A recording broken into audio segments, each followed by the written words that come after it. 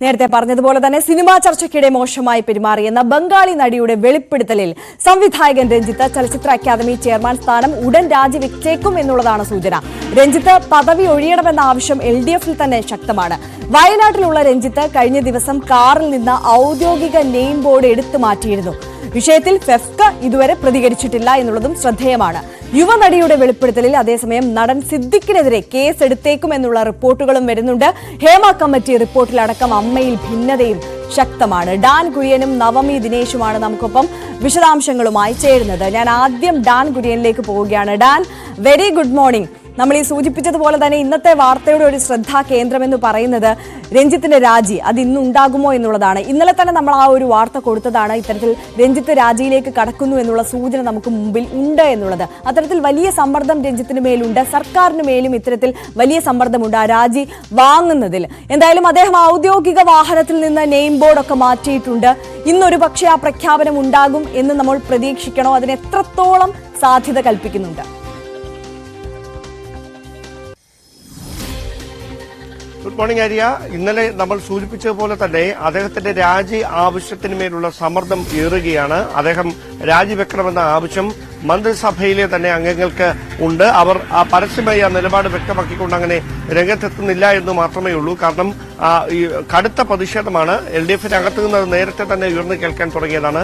അതോടൊപ്പമാണ് വനിതാ മന്ത്രിമാരടക്കം അവരുടെ നിലപാട് വ്യക്തമാക്കി കഴിഞ്ഞ ദിവസം രംഗത്തെത്തുന്ന ഒരു പശ്ചാത്തലമുണ്ടായത്. അതോടൊപ്പം സർക്കാരുമായി ബന്ധപ്പെട്ട എല്ലാ കേന്ദ്രങ്ങളിൽ നിന്നും LDF കേന്ദ്രങ്ങളിൽ നിന്നെല്ലാം സ്വാഭാവികമായി ഇത്രയധികം ഗുരുതരമായ ഒരു ആരോപണങ്ങൾ നേരിട്ടതിനു ശേഷം സർക്കാരിന്റെ തന്നെ ഒരു ഔദ്യോഗിക പദവിയിൽ അദ്ദേഹത്തെ തുടരാൻ അനുവദിക്കുന്നത്, ചലച്ചിത്ര അക്കാദമി പോലെ ഒരു സാംസ്കാരിക വകുപ്പിന്റെ തലപ്പത്ത് അദ്ദേഹത്തെ തുടരാൻ അനുവദിക്കുന്നത് സർക്കാരിന്റെ പ്രതിച്ഛായയെ വളരെയധികം പ്രതികൂലമായി ബാധിക്കുമെന്നൊരു പൊതുവിലയിരുത്തൽ കൂടിയുണ്ട്.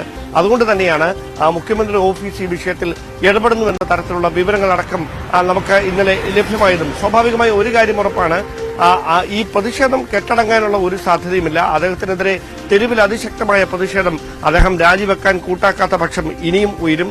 സ്വാഭാവികമായി അങ്ങനെ വലിയ പ്രതിഷേധങ്ങൾക്ക് അവസരമുണ്ടാക്കിയതിനു ശേഷം ഒരു ഗത്യന്തരവുമില്ലാതെ ഒടുവിൽ പദവിയിൽ നിന്ന് ഒഴിയേണ്ട ഒരു അവസ്ഥയിലേക്ക് അദ്ദേഹത്തിന് എത്തുന്നതിന് അപ്പുറത്തേക്ക് അങ്ങനെ ഒരു പ്രതിഷേധങ്ങളിലേക്ക് എത്തുന്നതിന് മുമ്പ് തന്നെ അദ്ദേഹം ആ പദവിയിൽ നിന്ന് മാറി നിന്ന് അന്വേഷണം നേരിടണം എന്ന തരത്തിലുള്ള അഭിപ്രായമുള്ളവരൊക്കെ ഉണ്ട് പാർട്ടിയിൽ. പക്ഷേ സർക്കാരിന്റെ ഭാഗത്ത് നിന്ന് ഏറ്റവും ഒടുവിൽ നമുക്ക് ലഭ്യമാകുന്ന വിവരങ്ങൾ അനുസരിച്ച് അല്പം കൂടി ഒരു സാവകാശം ഒരുപക്ഷെ അദ്ദേഹത്തിന് നൽകിയേക്കാം എന്ന തരത്തിലുള്ള സൂചനകൾ കൂടി പുറത്തു വരുന്നു. കാര്യങ്ങൾ വിശദമായി പഠിച്ചതിന് ശേഷം മാത്രം ഒരു നടപടിയിലേക്ക് കടന്നാൽ മതി എന്നൊരു നിലപാടാണ് എന്നാണ് നമുക്ക് മനസ്സിലാക്കാൻ കഴിയുന്നത്. ഒരുപക്ഷേ പരാതി നൽകട്ടെ, അതായത് ആരോപണം ഉന്നയിച്ച നടി പരാതി നൽകട്ടെ, ആ പരാതിയുടെ അടിസ്ഥാനത്തിൽ നടത്തുന്ന അന്വേഷണത്തിൽ സ്വാഭാവികമായി അദ്ദേഹത്തിനെതിരെ അങ്ങനെ ഒരു നടപടിയുടെ ആവശ്യമുണ്ടോ എന്ന് നോക്കാം എന്നൊരു നിലപാടിലേക്കാണ് മാറുന്നതെന്നാണ് നമുക്ക് മനസ്സിലാക്കാൻ കഴിയുന്നത്. മാത്രവുമല്ല രഞ്ജിത്തിനെതിരെ പെട്ടെന്ന് ഈ ഒരു ആരോപണത്തിന്റെ പേരിൽ നടപടിയിലേക്ക് കടക്കുന്ന സാഹചര്യം ഉണ്ടായാൽ ഹേമ കമ്മിറ്റി റിപ്പോർട്ടിലെ പരാമർശങ്ങളുടെ പേരിൽ ആരോപണ വിധേയരായിട്ടുള്ളവർക്കെതിരെയും സമാനമായ തരത്തിലുള്ള നടപടിയിലേക്ക് കടക്കേണ്ടത് അനിവാര്യതയായി വരും. ഒരു വശത്തെ രഞ്ജിത്തിനെതിരെ മാത്രം നടപടിയെടുത്തുകൊണ്ട് ഈ കേസങ്ങ് ഒതുക്കാനാവില്ല. കാരണം ഇതിനേക്കാൾ ഗുരുതരമായ ആരോപണങ്ങൾ നേരിടുന്ന മറ്റ് പ്രമുഖ താരങ്ങളുണ്ട്. അവരുടെ പേരും മറ്റ് വിശദാംശങ്ങളുമൊക്കെ വരും എന്ന തരത്തിലുള്ള അഭ്യൂഹങ്ങൾ ഏറെ ശക്തമാണ്. അതിനിടയിലാണ് രഞ്ജിത്തിനെതിരെ ബംഗാളി നടി ഇത്തരത്തിലൊരു ആരോപണവുമായി രംഗത്തെത്തുന്ന പശ്ചാത്തലമുണ്ടായത്. എന്തായാലും അതീവ സൂക്ഷ്മതയോടെ മാത്രമേ സർക്കാർ ഇക്കാര്യത്തെ നോക്കിക്കാണുകയുള്ളൂ.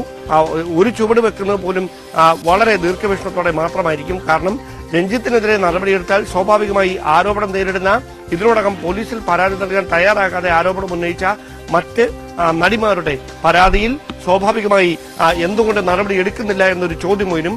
ആ ചോദ്യത്തിന് ഉത്തരം കൊടുക്കാൻ സർക്കാർ നന്നേ ബുദ്ധിമുട്ടേണ്ടി വരും.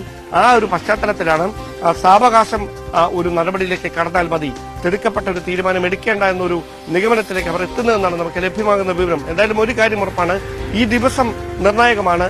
ഇന്ന് താരസംഘടനാ പ്രതിനിധികൾ അതോടൊപ്പം മറ്റ് തലങ്ങളിലൊക്കെ ഇതുമായി ബന്ധപ്പെട്ട ചർച്ചകൾ നടക്കുന്നുണ്ട്. സ്വാഭാവികമായി രഞ്ജിത്ത് വയനാട്ടിൽ നിന്ന് അദ്ദേഹം തിരികെ നാട്ടിലേക്ക് എത്താനുള്ള സാധ്യത അത് തള്ളിക്കളയാനാവില്ല.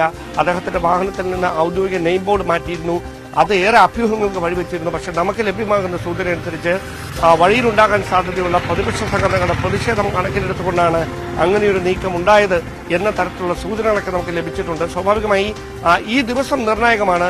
അദ്ദേഹത്തിന്റെ ഭാഗത്ത് നിന്ന് സ്വമേധയാ അങ്ങനെ ഒരു നടപടി ഉണ്ടാകുമോ, അതോ മറ്റ് സമ്മർദ്ദങ്ങൾക്ക് വഴങ്ങി അദ്ദേഹം രാജി എഴുതി നൽകാൻ നിർബന്ധിതനാകും. ഈ രണ്ട് അതെ, അത് തന്നെയാണ് ചോദ്യങ്ങളാണ് ഡാനെ ഈ അവിടെ ഏത് സമ്മർദ്ദ